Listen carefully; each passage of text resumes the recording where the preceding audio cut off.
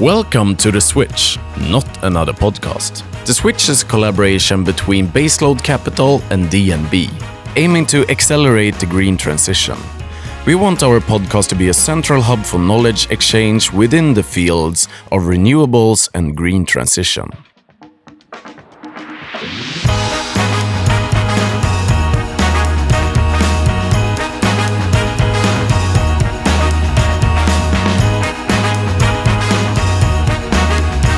Hosted by Kristina Hagström-Ilevska and produced by Emil and Jacob. Guys, we have the first, or actually probably the first green bank in the world. Yeah, we have. Are you excited? Yeah, really excited. Yeah? Really excited. It's when were they founded? In the 1990s. Were you even born then? No. No, you weren't. I was 10 years old. Yeah, I wasn't born. Were you born? I was around. Yeah. You were around. How old were you, Jacob? 1 year. Okay, yeah. You were a part of it, in a sense. Cool. What are you excited to learn about when we talk to Trond today? I mean... Well, can I start? Yeah, of course. So NEFCO was founded in 1990. I would like to know what was the initial inspiration and how did it change along the way? Yeah. Yeah, that could be very interesting to find out because, I mean, the world has changed since 1990, so probably the vision or the mission in working it has changed. Yeah, I mean, like, look at how much has changed when it just comes to garbage. Like, I don't know, maybe not the 90s, but you took a stone and tied it to your garbage when you were out in the boat and put it in the ocean. If you can't see it, it's not there. Yeah. So a lot must have changed since then. I'm also curious about what's actually happening right now because I think that they're part of being a role model in changing the industry. They're taking quite a lot of risk in comparison to bigger banks, and I think that's brave in a sense. I would like to understand how they're thinking with that. Yeah, of course. Should we welcome him? Let's welcome him. Check out Trond Moe and NEFCO. Here you go. He is the managing director of NEFCO, the Nordic Green Bank.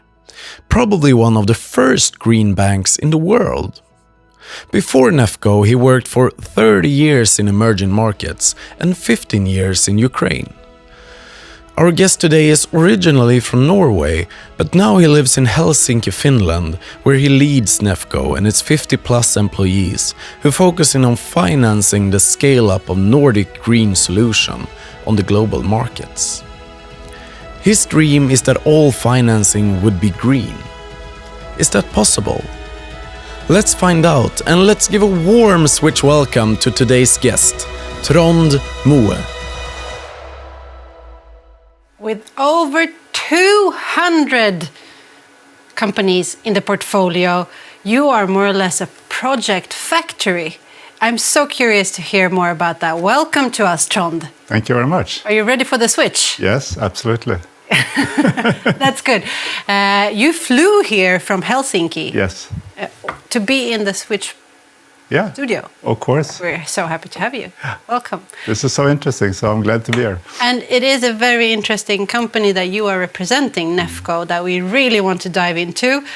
You were financing 49 companies in 2021. And we're going to hear more about the vision and the mission, but can you tell me about like one or two examples of companies that you actually invested in? Yeah, I can. Actually, we have tons of companies. As you said, we invest in many companies. So we focus on smaller companies and smaller projects, but it's a huge variety. So last year we financed, for example, in an Icelandic company that does trawl fishing in a more sustainable way, where they have trawl doors, those things that go off in the ocean that don't hit the bottom and damage the sea, and they can control them remotely, so they save fuel. So that's one example. We financed also a Swedish company called NOAK that does flood prevention barriers. Actually, unfortunately, that's a quite relevant thing these days. So they do that. They can quickly put them in place. They can reuse them. And that's in the category that we call for climate adaptation, which is also something we have to do. So that's a couple of examples. Companies with global solutions. Exactly. Wow. Exactly. What is it? I mean, if we go back to what actually NEFCO is as an organization, what's the purpose of NEFCO? Well, our purpose is to accelerate the green transition. So by doing that in a bottom-up approach. So we provide financing to many small companies that have difficulties being financed by traditional banks. Is that what you mean with the bottom-up? So yes. Smaller companies? Exactly. How would you, what's the criteria for being a small company? Well, you have to have, we are not financing startups, so we are not a venture firm as such. So we come in after a company has had a great idea, they've had equity, they've produced something and they tested it, they know it works, and they also commercialized it. There is a market, they can sell it. So they have the technology, they have the market, and hopefully also one or two customers. But they need to scale up. They have something that could be very niche-oriented, very narrow kind of technology. So they need a global market to sell it on. But they cannot get financing for that because a traditional bank will not do it. They don't have security. They're considered too risky. So we help them to go international by scaling up and building, solution or factory or office number 2, 3, 4, and so on. So that's what we do. Interesting. So you mentioned now with risk. Do you mean that in general, bigger banks actually don't help these kind of ideas and companies? Why do you think that is? It's because a small company doesn't have necessarily assets that they can put up as security. Big banks, they operate with secure financing, which is inexpensive, but they have security. So they look at the assets of the company and they look at the risk. We don't do that necessarily. We can give a loan without any security. We base our financing on the activities the companies do, not the assets they own. So we look at what they do, not what they own already. How can you be so risk? You're not afraid of the risk. How come? Exactly. We're not afraid of the risk. So we are exactly to take more risk. And in fact, we want more finance organizations to take more risk on green solutions. We are not gamblers. We are not speculating on risk. We very carefully evaluate the risk. So we have our methodology and we use also international standards to evaluate what exactly is the risk. And then we try to price the risk so that we anticipate that some of the investments will not succeed and we will lose some money. But that is compensated by all the other. That's why we do so many. We've spread the risk. And of course, we price the risk also so that the overall portfolio is actually very profitable. So there is a profit in it. There is always a profit. There is always a profit in it. What's your vision with this company? Yeah, as I said, the purpose is to accelerate the green transition. And I just explained how we do it with small companies. But the vision, what drives us, our dream, basically, is a world where all financing would be green, meaning that the whole world capital markets work to drive the green transition. So that would really change the world if that happened. So that's our vision. How will you make it happen? Well, financial markets are conservative and financial institutions are very conservative. So I think it doesn't help to tell them that you should take more risk, you should finance green companies. They need stimulation, which can come from governments and laws and regulations, but they also need examples. And we are there to provide those examples. We want to demonstrate that this is possible and it is profitable. And I think by doing that and having a large portfolio and showing how it can be done, being in the forefront of development, we will attract also others.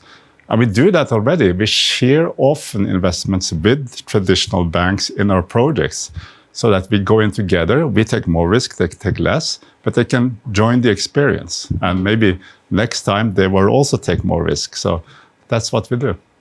So you're actually leading by example in a sense? Yes. Well, that's very needed. What's the kind of green projects and companies that are most interesting for NEFCO? I would say all kinds of green solutions are interesting, but we are categorizing them. So we finance only, or not only, but we finance mostly projects that fall within this new categorization that the EU is using, called the EU Taxonomy, which has 6 different categories. Which everybody talks about, Yes. but no one understands. What? Can I explain it? Please. Yes. So they divide what the company does into an economic activity. And there are hundreds of various activities, what you do. And then it's classified, and then they look at, to be eligible for this taxonomy and to be able to call yourself green, you have to fall into 1 out of 6 categories. So there are 2 climate categories. It's climate mitigation and also climate adaptation, adapting to a changing climate. Mitigation and adaptation. Yes. Then there is circular economy. That's also very important. Then there is pollution. Then there is protection of water and marine resources. And lastly, biodiversity. So all our projects should ideally be within 1 of those 6 categories. So that's basically what the taxonomy is about. And then if you are in those categories, then there are scientific criteria that goes into hundreds of pages, and it's a huge document. You can look into exactly what it is they do and do they fit in. And then you will be finally classified as a green company or as green financing or as a green investor. I mean, it must be good for you to have that. That's taken out, and it's a support for you. Yes, yes. Is it a way of working that is actually helping NEFCO to make good decisions? Yes, it is. It is. It's good to have a set standard to work on. And, you know, there is so much greenwashing in the world and so many people talking about what we do is green and this and this and this. This is objective criteria. So we can actually go into reports, classify what you do and see, is it green or is it not green? Check. Did you get that, guys? I think so. Yes. I think so. But isn't it, we talked a lot about greenwashing. Yeah. I think this would help in that sense to not greenwash, or what do you say, Trond? You know, from one point of view, it's good that everybody wants to be green. But greenwashing is when you try to defend what you're doing and try to sort of describe it as green when it's not. So that's not so good. So that's where bullshit often comes in. You can push it, please do. That's where bullshit comes in. Yes. Good. Yes. So that's a lot. And I think, you know, you see big companies making huge sustainability reports and all these kind of things, using expensive consultants and so on. And it is a good thing, but really, these are companies that have been doing business for a number of years. Lots of it can be dirty, industry, fossil fuel based, and so on. So it doesn't matter how you describe it. In the end of the day, you have to look at what it is they're actually doing. And it's either green or it's not. You can't hide that. And that is then taken care of in a sense, but by the EU taxonomy. Yeah, it is, exactly. Cool. Thank you for explaining that to us. If we go back a little bit to NEFCO, what would you say has been the greatest achievements? Like, if you would take a couple of companies that have had great impact, would you care to tell us more about those? Yeah, well, then I have to go back a little bit in the history of NEFCO. We were established actually 30 years ago. Maybe we were the first green bank in the world, if you like, although we didn't know that at that time. No, that's the headlight. That's their caption. The first green bank in the world. Yeah, exactly. Good. 30 years ago. I will do this one. Yes. But then we were established as what we called an environmental finance corporation in the Nordics. And the task then was to really look at the Baltic Sea. So it was our near neighborhood. How can we clean up the Baltic Sea? And at that time, you remember 30 years ago, early 90s, it became possible to invest in the Eastern Europe because the Soviet Union fell apart. So that's what we did. So we went in and invested in a lot of actually wastewater plants on the eastern side of the Baltic Sea. And that was a success. So we cleaned up a lot of pollution that came into the Baltic Sea from the eastern side. And since that, we continued to do a lot of investments in Eastern Europe because simply there was so much to do there. And you get more environmental benefit for your buck there than here, actually. So that's what we did for many years, and that's been a great success, I think. It's very difficult for me to name a single company that has made a success, because we started only like 2 years ago investing on a global scale with small companies. So that's quite new. But we have done for many years had a program called NOPEF, Nordic Project Fund, where we fund feasibility studies for companies, where they do a study and elaborate whether they should, small companies, whether they should go international with green solution. And that's been a big success. We've financed more than 3,000 companies with these studies.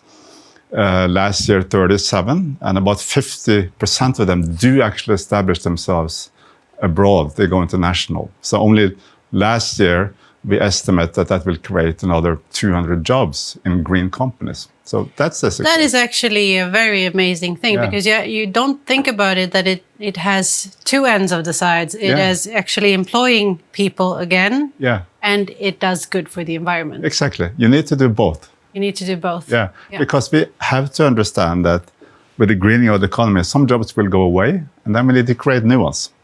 And I couldn't agree more on that. And on that topic, I would actually like to get to know a little bit more about you. Are you ready? Sure. Yeah? I would like to move into the conscious questions. Okay.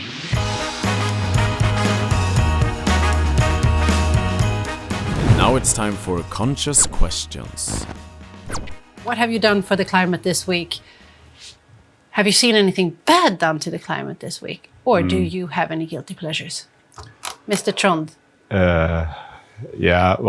No, of course, everybody has guilty pleasures. I would go with that one. I enjoy very much watching Formula One, for example, which is a huge emitter of fossil fuels, and they travel all around the world with this big car and show, and then they burn energy and so on. So that's I would say You a don't guilty drive it, pleasure. you watch it. I watch You it. support it. Yes. But on the other hand, we should also think of this as new technology. I mean, the car companies need to develop. They need this kind of racing machines to find the latest and newest and most efficient technologies. And maybe one day Formula One will go electric, or at least they are changing the fuels. So let's see. True. But have you checked out that there is a new e-Formula One? There is, Yeah. absolutely. It's Sure. quite interesting Yes. that it's actually starting to spread now. Yes. Do you think it will take over? I think Would you start watching that instead of Formula One if you had the choice? Yes, absolutely. If it was the same show around it, definitely I would. I mean, I drive electric car myself. I think the whole world will have to move to electric or other renewable energy sources for transportation. So that will come. So you mentioned that you drive a electrical car. Yeah, Can I challenge you? sure. How many cars did you put on the streets these last years? How many cars did I put on the street? You mean me personally? Yeah. Yeah. No, in our family, we have 2 cars. Yeah. But they're both electric. That's good. Yeah. Now, we had a really good discussion before about the actual flow of that. The more you buy, Yes. the more things you put on the Yes. streets. What are your thoughts on that? Well, if you use the electric car example, it's easy to just think, go with the flow, like you say. Should buy an electric car because it's environmentally friendly. But is it really? I mean, you have to look at how that car is produced, the batteries, and not last, where does the electricity come from when you charge the car? So in my case, living in Helsinki in Finland, I was a bit shocked when after I got the electric car, I found out that the electricity was produced by coal. So when I started calculating the whole life cycle of that car with the fuel and so on, it was maybe not so not so good after all. But of course, I managed to switch my electricity contract to green electricity, so I feel a little bit better now. But isn't that exactly what the switch actually is, to Yeah. understand the full circular Economy, absolutely. yes. And you need to look at what you buy. Not only is it a good product or service, but how is it produced? Where does it come from? And if you go a little bit broader and talk about sustainability, you should also look at, was this responsibly produced? Where was it made? What kind of labor conditions were in that country where the parts come from? And so on. I think for the globe, we need to take that kind of broad and deep look at everything we do. One of the things that we've discussed here in the podcast is it easy for a consumer to make these decisions, or? No, it's not easy. Definitely not easy. I mean, it's becoming a little bit easier with labels and people are more conscious. But I think we as consumers need to take more responsibility also. We need to look into things better. To the big question, then, do you believe in the future of a green society? I'm optimistic. Yeah. It's not going to be easy, but I definitely think we will get there. And things might get worse before it gets better. But I'm optimistic. I mean, we have solved big issues before. And now recently, look at the pandemic we just had, how quickly we took major painful decisions. When it hurts us, I think we will solve it. But maybe we are not feeling the pain enough yet. Can you give an example? I know that this is something that you're actually engaged about. Yes. Can you give me an example?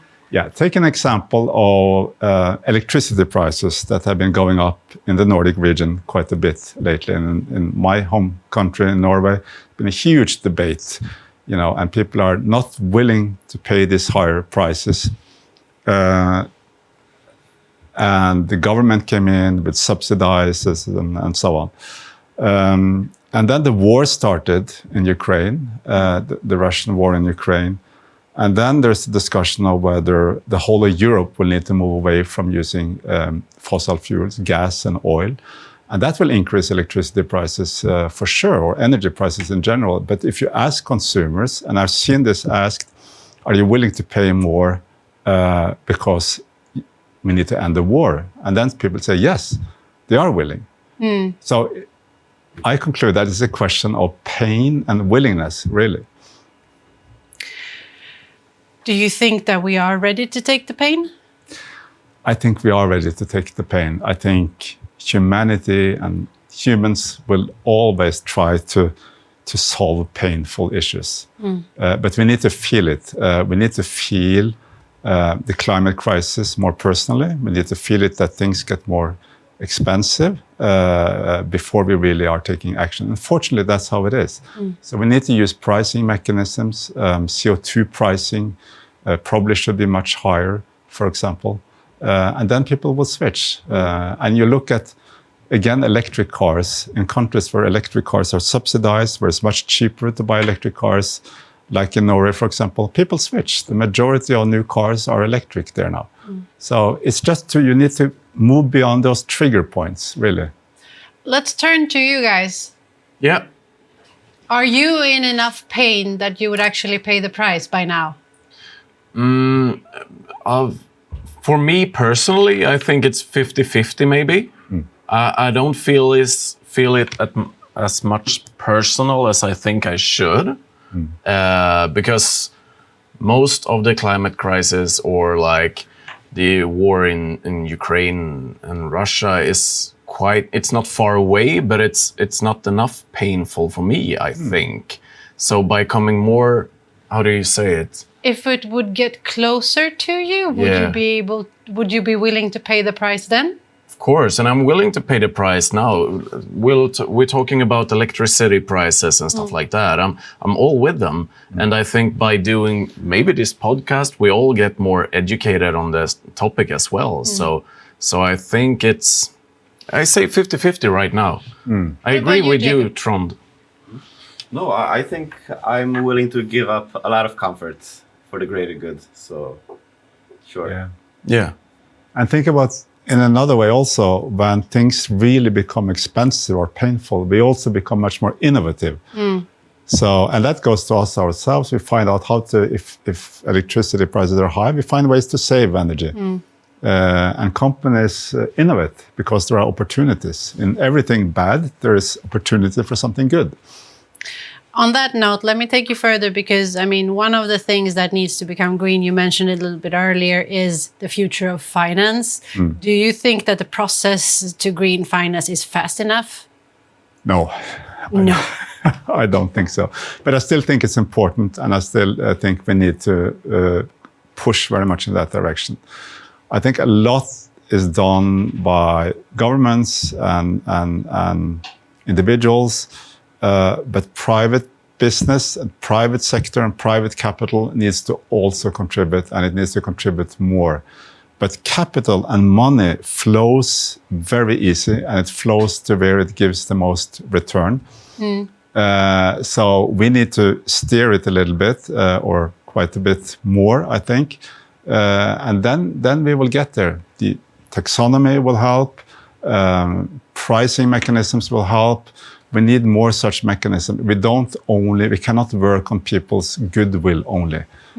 So I think we will get there. And we need to do what we do to demonstrate new ways of working, and show that that's also profitable, because then it will attract capital automatically. Do you think that the change, I mean, we were talking about what the individual takes as a responsibility. Do you believe that the finance world is taking enough responsibility in order to do the switch? No, not yet. I think the finance world is mostly agnostic. They don't take a stance. They just channel capital to where it gives the biggest return, basically. I think that's cynically how it works. So we need to find mechanisms to change that. And I think the best mechanism is to attract profitable markets that are green. And that's what we're trying to do, because then capital will automatically start to go there. I think that's better than heavy regulation by governments and so on. And I think if you look at small companies that we work with, they have understood it. They take it for granted that they need to be sustainable and green. So there's a lot of things going on below the radar. And I think, again, here we might see some sort of tipping point where private business and capital is really going to contribute. But we're not there yet, and it's not going fast enough. What would you like to say to the people who can make the change? Yeah, I would say that we need to help to share the risk better. There are great companies that are willing to take a lot of risk, and the finance world needs to help them to share some of that risk. And I think then we will all be better off, and we will also all earn more on that. But do you think that the finance industry has the tolerance? As you said, they go where the money returns. Yeah. Do you think that they have, because this is like slow capital, it's patient capital, what we call it. Yes. Do you believe that they're ready to do that? I believe many are ready to do it. I believe, in fact, that many of the big players, take big pension funds and so on, investors, they are ready to go there, but they don't have enough opportunities where to invest money in a good way. So we need to create new structures. We need to create new vehicles that they can invest in. We need to have many more NEFCOs, if you like, that can attract capital. And we need all the companies to build and flourish. I hope that we get many NEFCOs out there. But if you are a NEFCO, I mean, again, you said it a little bit earlier, but who are you to decide what is good investment or not? I mean, the companies are coming to you. You must be rejecting a couple of ideas as well. I mean, yes. Who are you to actually say that yes, yes, yes, but no? I'm not. I'm not the one to decide that. So we need to use objective criteria. And we talked about the taxonomy. We use also the Sustainable Development Goals. And we use our own sort of criteria, objective criteria that we built up over the 30 years we have existed, basically. So we try to do that very objectively. And then we have an environmental and sustainability policy which regulates this. To be very firm, we also have an exclusion list, things that we can just say no straight away without any evaluation. For example, anything that has fossil fuels in it, we cannot even touch, basically. So, I mean, there are a lot of investors and developers out there listening here now. What would be your advice to the people who are sitting in an idea, who wants to start up and wants to come to NEFCO? What would be like, do this, this, and this, 3 criteria? What would you say? Yeah, well, talk to us. I mean, as early as possible, because even though I said we don't finance startup companies, we do like to talk to startup companies so that we can give guidance and we can steer them in the right direction. And it happens all the time. Companies come with great ideas, but they have, for example, not thought that they cannot use natural gas. And we can tell them, have you thought about switching to some renewable source of energy? It will cost you a bit more, but on the other hand, then you can get access to capital. So maybe it's worth it. So talk to us and other investors as early as possible. If you look at because many people, when they start a company, when they have an idea, we've had a couple of entrepreneurs here, and I mean it's a very tiresome journey to do. You have to trust your product, you have to have a big belief in your vision, and so on. How can you give them some hope from NEFCO's perspective? Yeah, I mean, we have companies that come to us that are too early in their phase for us to invest. But instead of really saying no, unless it's a fossil fuel project, then we say no. We say it's a bit too early, but let's stay in touch. And that has happened many times. After 1 or 2 years, we are ready to finance them. So the hope that we can give is that you can get financing even without having a lot of security, even though your bank is saying no to you. There are other sources of financing. There's not only equity and then this bank debt available. There are these things in between. So it is possible to get finance. If the idea is good, you can always get financing for it. We should do like a Dragon's Den, but a green one. Yeah. Yeah. That would be an episode for the Switch guys. Yeah. Yeah. Who would be the jury? Us 4. Okay. Yeah. Awesome. We have an idea. Are you optimistic about the future and reducing our negative impact on climate? Yeah, I am optimistic. I think we can do it. I think when the pain comes, we will change. I also am a big believer in technology. So I think technology will help us as well. So I am optimistic. What about those uncomfortable conversations? What would you say? What do we need to start talking about? Yeah, we need to really step it up when it comes to our fossil fuel dependency. That's one thing. We need to stop. I mean, I'm coming from a country in Norway that has, gotten rich by finding oil and gas. The biggest secret in Scandinavia. Yeah. And we need to stop doing that. I mean, at least we need to stop looking for new oil fields that, will come into production in 10 years, 20 years. This industry is going to disappear in the next 50 years. The only question is when and how fast. So, and the sooner we start consuming fossil fuel, the better. We need to stop buying Russian gas, for example, and especially now there's a war, and that will be very painful, and it will be more painful to some countries than others. And then we should share the pain and help each other out. But it needs to be done, and we need to take a price. But I think that pain will be not very long. There will be a transition, and then we'll get over it, and we'll get onto something new. There you see, guys. It will hurt for a bit, but it will be better. Exactly. That's soothing. Is it soothing enough? Yeah, it's soothing enough. It's good for me. It's good for me. It's actually good for me too. And I do truly believe that NEFCO is a big role model when it comes to giving hope to companies that need that someone takes a risk on them. Yeah. As like, if we go into a summary in a sense, is there anything that you would like to say to the audience listening now that you would like to leave them with? Yeah, it is that continue to innovate, continue to come up with great ideas, and think about the life cycle of everything you do, where your parts come from, where your suppliers come from, and leave the planet, come up with solutions that leave the planet in a better stage than it was before. Anything that does that will be great and will get financed. I'll give you my sunshine for that, Yeah. but I know that you have sunshine that you want to give to someone else. Who would that be? Sunshine.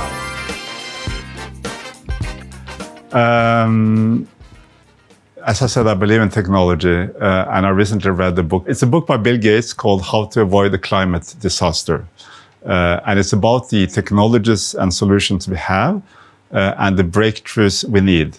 And he basically looks at very systematically what can the existing technologies do and what new technologies do we need to innovate more on. And he's optimistic. He says it's possible to solve. We need a bit more innovation. But that book really brought a lot of clarity for me. So I think in all this climate discussion, it's good to have clarity and just break it down. These are the solutions. This is what needs to be done. I agree. It's actually a very good book that I as well recommend everybody to read. Yeah. It sure gives hope. Yeah, it's great. And you give hope. Thank you. Thank you very much. If you would like summarize your feelings after having these discussions and these questions asked to you, what's your summary of today's conversation? I think it's not so difficult to talk about these things. It's more and more easy, and it's a great thing to talk about concrete examples and concrete companies. Because that's when we see solutions and we see hope. And I'm a firm believer in demonstrations. So everyone can go out and do things. Very well said. Thank you very much, Trond, for coming here and representing NEFCO. It was an honor, and continue spreading hope and possibilities for those many companies that actually need you on their way to making the world a better place. If you want to make sure to be a part of the switch and maybe even get an interesting investment, make sure to check out NEFCO and the team behind them. An awesome organization that actually enables many companies out there to do the switch that we need. So check it out. Thank you very much for coming here today. Thanks, Christopher. Thank you.